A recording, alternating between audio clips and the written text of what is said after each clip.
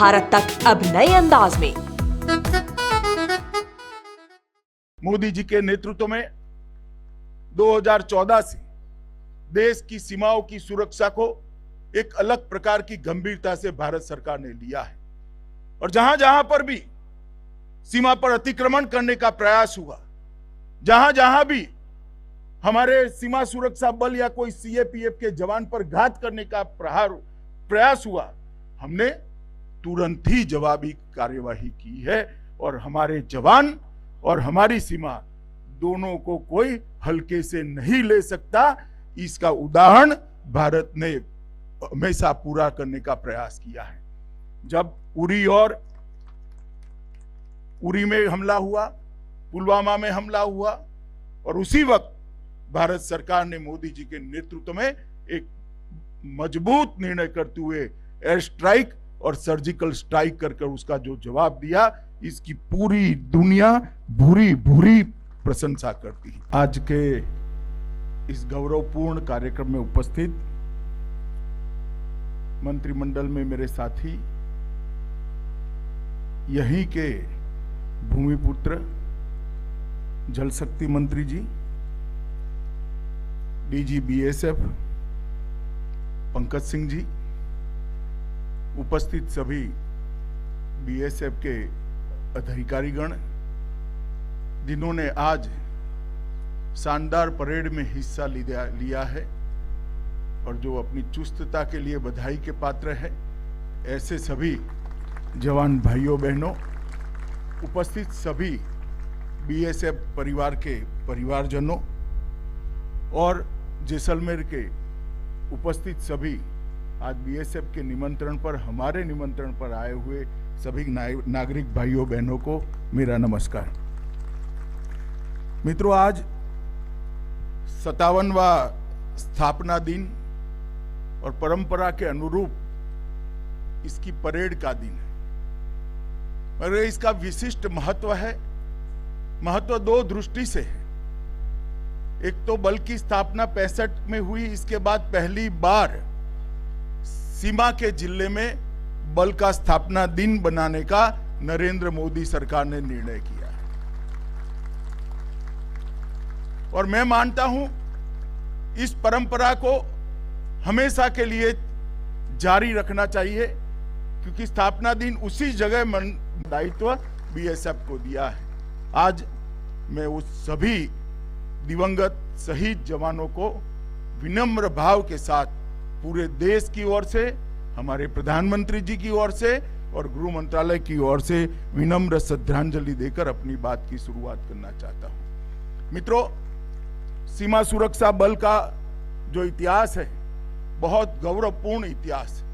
1965 के युद्ध के बाद इसकी स्थापना का निर्णय किया और उसकी स्थापना के कुछ ही समय के अंदर धीरे धीरे सीमा सुरक्षा बल ने अपने आप को व्यवस्थित करा और आज दुनिया का सबसे बड़ा सीमाओं की रक्षा करने वाला बल हमारा सीमा सुरक्षा बल है।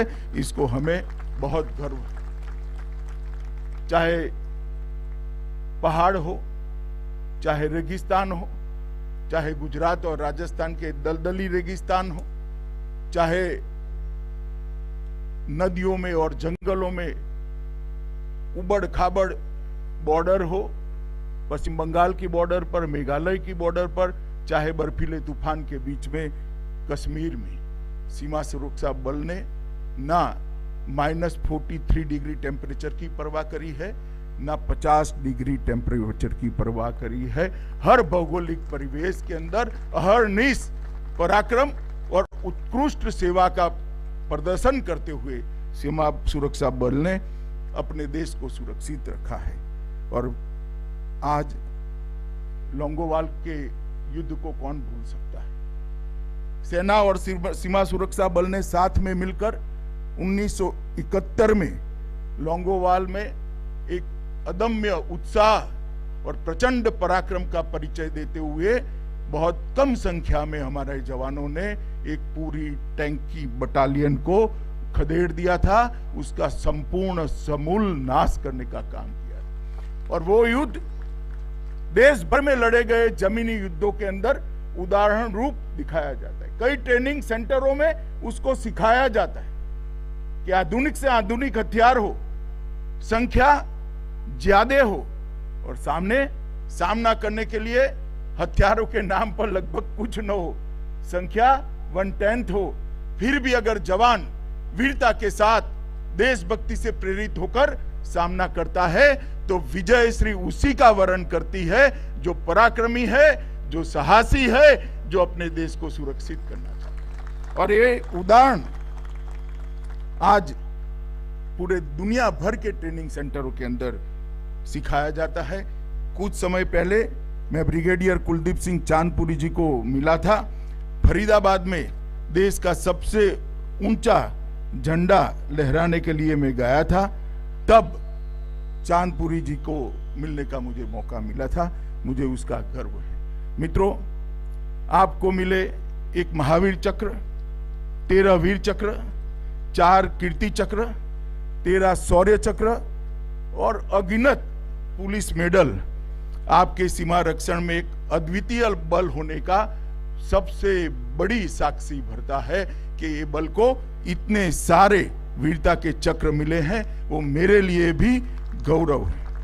मित्रों, मानव जाति के इतिहास में वीरता को सम्मानित करने के लिए कोई पदक बना ही नहीं है। आपकी वीरता स्वयं में पूरे देश के लिए एक पदक है। इससे ज्यादा परिचय में आपकी वीरता का नहीं दे सकता। और मुझे पूरा भरोसा है कि राष्ट्रपति महोदय ने, प्रधानमंत्री महोदय ने जिस पराक्रमी बीएसएफ के जवानों को पदक लेकर पुरस्कृत किया है, जिनका सम्मान और गौरव किया है, वो केवल उन जवानों के लिए नहीं, समस्त बीएसएफ की 2,65,000 की संख्या वाले बल के लिए प्रेरणा का स्रोत हमेशा रहेगा। अटल जी के समय में एक निर्णय हुआ कि एक देश एक बल। देश से जुड़ी हुई सीमाओं के लिए एक बड़ा महत्वपूर्ण फैसला कर पूरी हौच पौच को समाप्त करने का काम किया गया। एक देश की सीमा पर एक ही बल होगा और उस वक्त बीएसएफ के लिए उचित ही है, वैसे बीएसएफ के लिए सबसे कठिन सीमाओं का चयन किया गया। 4,165 किलोमीटर की बांग्लादेश की सीमा और पाकिस्तान की 3,323 किलोमीटर की सीमा। हम सब जानते हैं ये दोनों सीमाओं का रक्षा सबसे कठिन होता है, परंतु 193 बटालियन और 2.5 करोड़ से ज्यादा, लगभग 2,65,000 जवानों का आपका जो मजबूत संगठन है, उसने इस सीमाओं की बहुत अच्छे तरीके से सुरक्षा कर अपने आप को साबित करने का काम किया है। मित्रों, नरेंद्र मोदी सरकार, देश के प्रधानमंत्री सीमाओं के प्रहरियों के प्रति हमेशा संवेदनशील रहे। इन्होंने एक आयुष्मान योजना का प्लानिंग किया है, जिसके तहत देश के सभी सीएपीएफ को और उनके परिवारों को पूर्ण स्वास्थ्य कवर एक कार्ड से दिया जाएगा। स्वास्थ्य कवर पहले भी दिया जाता था, पूर्ण स्वास्थ्य कवर ही दिया जाता, मगर इसके लिए इतनी बड़ी लिखाई पढ़ाई करनी पड़ती थी। तो जब सीमा पर जवान तैनात होता है, बूढ़ा बाप बीमार पड़ जाता है, छोटी बच्ची या बच्चा बीमार पड़ जाता है, बहुत चिंता होती थी। आज सभी परिजनों के लिए एक कार्ड देने का काम नरेंद्र मोदी जी ने किया है, जिससे कार्ड स्वैप करते ही आप 21,000 से ज्यादा अस्पतालों के अंदर आपके परिजनों का, आपका खुद का भी इलाज, बड़े से बड़ा इलाज बहुत अच्छे से करा सकते हो। कल ही मैंने सीमा पर रोहतास चौकी पर कुछ कार्ड का वितरण किया और बीएसएफ बीएसएफ के सुरक्षा बल द्वारा 4.5 लाख स्वास्थ्य कार्ड अब तक वितरित कर दिए गए हैं और बहुत जल्द ही सभी के सभी स्वास्थ्य कार्ड देने का काम पूरा हो जाएगा। हाउसिंग सेटिस्फेक्शन के रेशियो को भी हम बढ़ाना चाहते हैं। इसके लिए ढेर सारी योजनाएं बनाई हैं। मुझे भरोसा है कि 2025 के पहले हाउसिंग सेटिस्फेक्शन रेशियो में हम काफी प्रगति करेंगे। केंद्रीय अनुग्रह राशि जो 35 लाख और 25 लाख की है वो भी देने में अब चुस्तता हुई है। मेरे आंकड़े मुझे बताते हैं कि 1 महीने के अंदर इस राशि को हम शहीद के परिवार तक पहुंचा देते हैं, या तो जो जवान ड्यूटी पर अवसान हुआ है उसको पहुंचा देते हैं। हवाई कुरियर सेवाएं शुरू की है। केंद्रीय पुलिस कल्याण भंडार को भी और चुस्त दुरुस्त किया गया है। और अभी जब कोरोना का काल आया तब हमारे सभी सीएपीएफ ने और देश भर के पुलिस बल ने अपना एक मानवीय चेहरा पूरी दुनिया के सामने रखा है।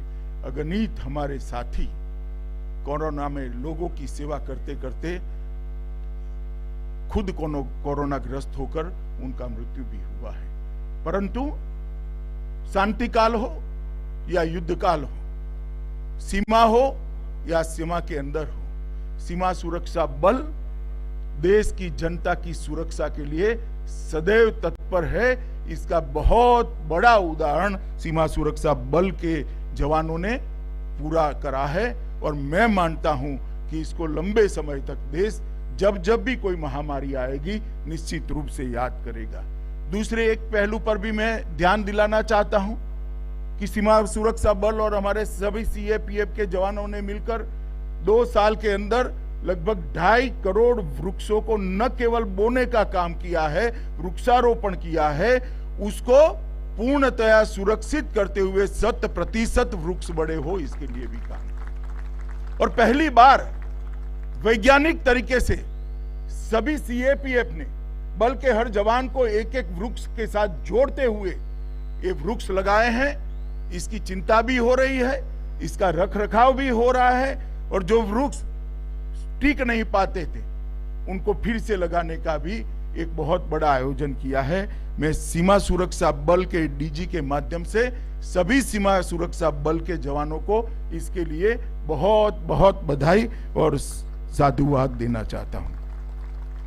मित्रों, मोदी जी के नेतृत्व में 2014 से देश की सीमाओं की सुरक्षा को एक अलग प्रकार की गंभीरता से भारत सरकार ने लिया है।